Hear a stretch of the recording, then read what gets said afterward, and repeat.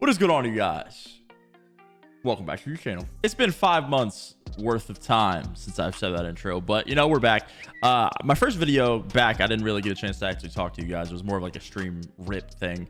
For those of you guys that care if I stream or not, I have been streaming pretty much every day during our whole like month off break thing between majors 2 and 3. So if you guys want to pop into the stream, chances are I'll be live. Yeah, random sidebar. But as you guys can tell by the title of today's video, I just wanted to touch on my team, the struggles that we've had thus far, and just the whole dynamic of the team. Hopefully answer some questions that you guys might have. Again, I'm a pretty candid person. I'm very upfront with a lot of things. I don't really like to beat around the bush a lot when it comes to answering questions about performance, or, you know, if things are going good or bad, why, stuff like that. If you guys have been following me a while, you know that. But yeah, I'm just going to go through the season thus far as quickly as possible, so this isn't like a 45-minute video, and hopefully answer some questions that you guys might have.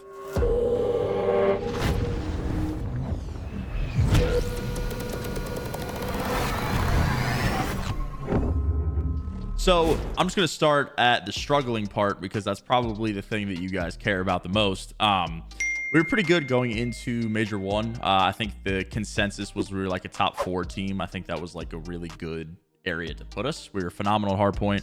Our SD was lacking, but I think our like respawn prowess really just like kept us in towards the top end of the teams. So we went into Major 1, a lot of momentum, and we got reverse swept by FaZe. Seems to be a theme up to now. And then we lost to Toronto in 2-3-5. We knew Toronto was a phenomenal 2-3-5 team, especially because towards the beginning of the year, they couldn't win hardpoint to save their lives. And they literally were only winning series based off S&D control. So they did it to us. And then we also got reverse swept by FaZe. Like I said, we came out swinging, had a phenomenal first 2 maps, and then, you know, things happened. So Major 1 ends. And I think that when we got back to practice, our mindset had shifted a little bit, because we knew that we were bad at S&D. So I think our mindset shifted so heavily into S&D that our respawn started to dip. And that's kind of how Call of Duty goes sometimes when it comes to focusing on specific maps or modes. Like, there's maps and modes that you're really proficient at. Take like Gavitu, for example, because everyone loves to meme our Gavitu now. Like, that was a map and mode that we were just like untouchable on. There was only like maybe 2 teams in the game, being FaZe and Optic, that could really match us on that map. And even then, we still would win it most of the time. So we were so good at that we went home and we had focused so heavily on everything else that our Gav had dipped. So like our bread and butter, if you want to call it, had dipped. So now take that concept into our S&D, and that's what happened to our overall respawn. We were so focused on our S&D that our respawn started to dip. And then that's where like the cascade of issues started. Once our respawn started dipping, obviously we were losing scrims. Major 2 qualifier started. We lost to London with a sub, like literally in 10 minutes. It was a really bad series. And we just got in our own heads. And I think that like just the over analyzing and the second guessing and like not being as confident as we were, it started to seep in. And like that was when the real struggle had started for our team. All throughout Major 2, all of the qualifiers, we went 0-5. You guys are all well aware. That was the central theme of us going 0-5. We also got reverse swept in the middle of that. We lost to Optic in game 5. So like, while we were losing series, other than the London one, I think that was the only like significant blowout. I think we lost 3-1 to Seattle as well. But our respawn had decayed so much from what it used to be, just because of the overthinking that had really started. All of the things that were muscle memory and like your first instinct to go do were no longer like the plays that were being made. So once you start second guessing in COD and you're giving up those timings, like we started to suck bad. So all of Major 2, just like our timings were all off. We were all second guessing. We weren't challenging. Like there was just like a lot of cascading issues throughout our respawn, and like our S&D wasn't horrible. Our S&D was probably better than our respawn, which if that says anything, then. So going into the actual tournament itself, again, we were 0-5, dead last seed. We got somewhat of a blessed bracket. Like we had teams that we thought were very beatable. Starting with New York, we reverse swept them. So like, we hadn't won a series up to the major, obviously, you know, 0-5. So reverse sweeping New York like off the rip felt awesome. Like it was a win that we really needed. Again, we hadn't had a win in like a month or something, you know, however long it took. And also it being reverse sweep, you know, back against the wall, showing up some form of ice that we just were not showing prior. It was a good win. It was a phenomenal win to start the tournament, and then we got reverse swept by Optic. So I just want to win a series or lose a series 3-1, because that seems to be just impossible for our team. For whatever reason, it has to be a game 5 and someone's getting, we're just I don't know anymore. So we lost at Major 2 to Optic. We got home, we have a huge break. Now we're caught up pretty much. Basically, to sum up the beginning of the video, we started overthinking and we started getting shit on with no confidence. So we get home, decent break.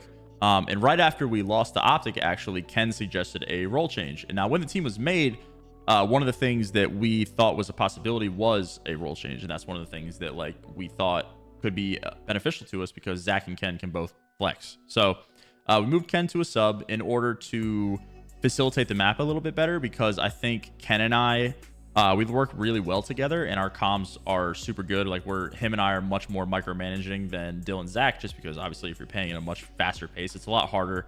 You got to focus a little bit more on your gunfights and your timings and stuff. So having the two most vocal players on the team both being ARs, really not being able to, like, we could lead plays, but like you need to be vocal on a sub, because you can open up the map in like places that we wouldn't know, if that makes sense, and create timings for your team. So Ken being the main, not shot caller, but like one of the more vocal players on our team, and he's the one that really gets us on the same page in terms of like game plan and how we want to play certain hills in certain situations. Him being on a sub opens up all of that, and it facilitates things a lot easier. So immediately all four of us agreed that we thought it would be a great idea, Cap included. So we got home and now we're fully caught up. We've been scrimming 4 or 5 days now. When you guys are seeing this, it'll be 6. The results in scrims have been exponentially better than they were in Major 2. Again, it's scrims. You guys can take that with a grain of salt. I am. But it feels better, which is a positive. I mean, it's a positive. I think we're winning against the teams that we should be beating, which is good, because we were losing to everyone and their grandmother in Major 2 qualifiers. All the scrims, we're just being beaten by everyone. I think we're making progress to get back to where we were, which is nice. Like I said, I think we're beating the teams that we're supposed to be beating. We're still losing to the phases, the optics, but I think that like we're taking maps. It's not like we're getting, like 8-0 or whatever. Like we're taking maps. But we're slowly creeping back, and the game feels a lot better. I've been performing a little bit better as well. Just to touch on my personal performance a little bit, because I'm sure you guys are very curious on my own opinion of myself. My respawn this year, it's weird. It's kind of flipped back and forth. My entire professional career, I was known for my respawn gameplay, like that, like hardpoint control, domination, uplink. Like my respawn has been the thing that has been like an anchor, no pun intended, for like my entire career. It's the thing that I've always been able to fall back on. And I think the last like 2 years, it's almost flip-flopped. I think I was pretty good in Cold War and respawn, but my S&D in Cold War and S&D in this game have really like have overtaken my respawn gameplay, which is just really fucking weird to say. So I think I definitely noticed that, like, obviously I'm not that good at respawn right now, but I think the role swap and the last couple of days since we came back from the break, it's felt a lot better, and I've been performing a little bit better up to, my own standard anyway. So I think with, as much time as we do have off, we have like a full month. Granted, there's like a pro-am thing in the middle, but like we have a full month off until the league starts again.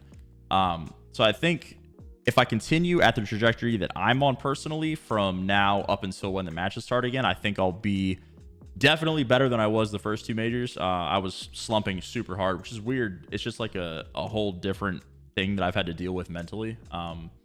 Because the last 2 years before I joined LAT, it was like team struggles and team issues, and now it's that combined with personal issues in my own gameplay and stuff. So it's definitely weighed on the mental a little bit, but I think that, like, again, the role swap thing, and it's helped a lot personally. So I hope I answered some questions that you guys might have had. If I missed anything, let me know. I think, again, I got hopefully most of them. We're getting better. It feels a lot better. Ken on a sub has been performing super well. Yeah, that's kind of all I got for you guys today. If you are interested, like I said at the beginning of the video, in tuning into my stream, I can't tell you how consistent it's gonna be. I'm gonna do my best, but I've been streaming pretty much every day, I think the last week or so. So if you guys, again, are interested, I stream every day 5 Pacific after scrims are over. It's kind of late, but what are you gonna do?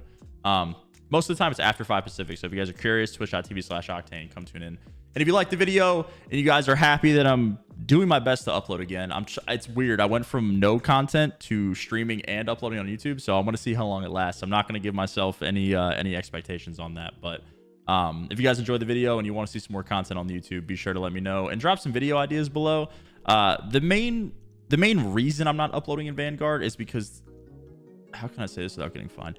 The game is not the best for making content on. For YouTube, streaming, it's not that bad. For YouTube, it's not the best. So if you guys have any video ideas, be sure to let me know. I'll take any good ones that I can get, pretty much. So thank you guys for watching. As always, make sure to leave a like on the video and have a fantastic rest of your day.